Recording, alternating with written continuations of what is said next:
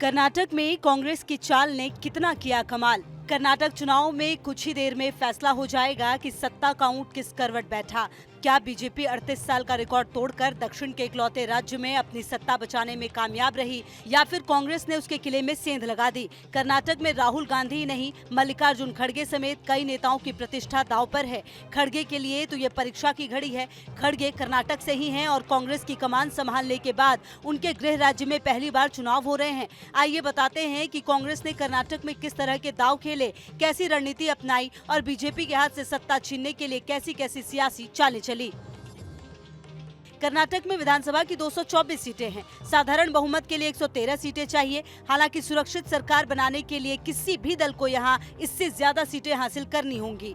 कांग्रेस यहां पर कई बार 120 सीटों का आंकड़ा पार कर चुकी है। बीजेपी का सर्वश्रेष्ठ प्रदर्शन 2008 में दिखा था, जब उसने 110 सीटें हासिल की। उसके बाद 2018 में उसे 104 सीटें मिली। नतीजा ये रहा कि दोनों ही बार उसे जोड़ तोड़ का सहारा लेना पड़ा।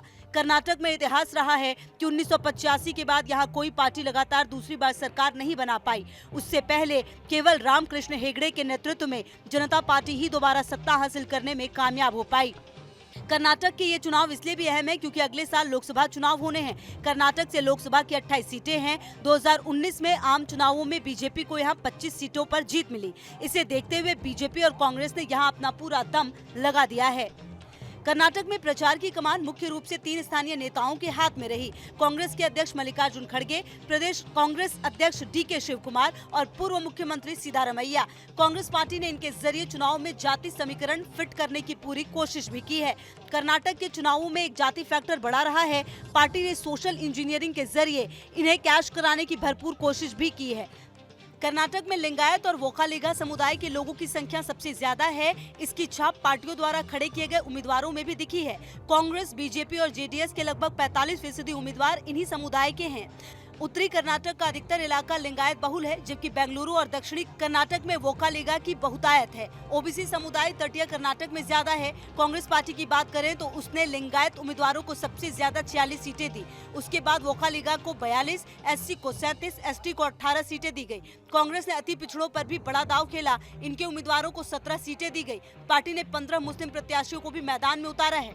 कर्नाटक में जाति पर दांव, Congress, BJP, JDS। Lingayat 46, 68, 43, वोकालिगा 42, 42, 54, SC 37, 36, 36, अति पिछड़े 17, 17, 12, मुस्लिम 15, 0, 22। मल्लिकार्जुन खड़गे, DK शिवकुमार और सिद्धारमैया की अलग अलग जाति भी उसके काम आई। खड़गे दलित समुदाय से हैं। कर्नाटक में दलितों की अच्छी खासी संख्या है। DK शिवकुमार वोकालिगा समुदाय से हैं। राज्य में लिंगायतों के बाद वोकालिगा की सबसे ज्यादा संख्या है। पुराने मैसूर इलाके में शिवकुमार का होल्ड माना जाता है। इसी तरह सिद्धारमैया पिछड़ी कुरुबा समुदाय के नेता हैं।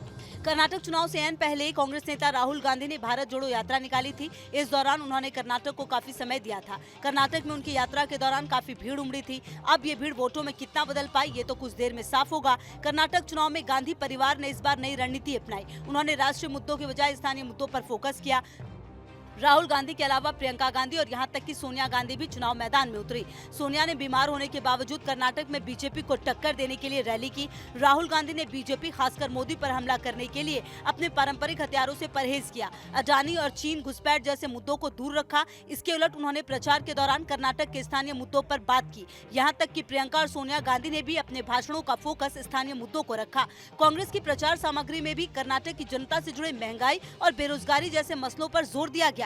कांग्रेस पार्टी ने चुनाव में भ्रष्टाचार, महंगाई, बेरोजगारी जैसे मुद्दों को बनाने की भरपूर कोशिश की। घोषणा पत्र में 5 गारंटी लेकर उसने आर्थिक रूप से कमजोर समुदाय को लुभाने की भी कोशिश की।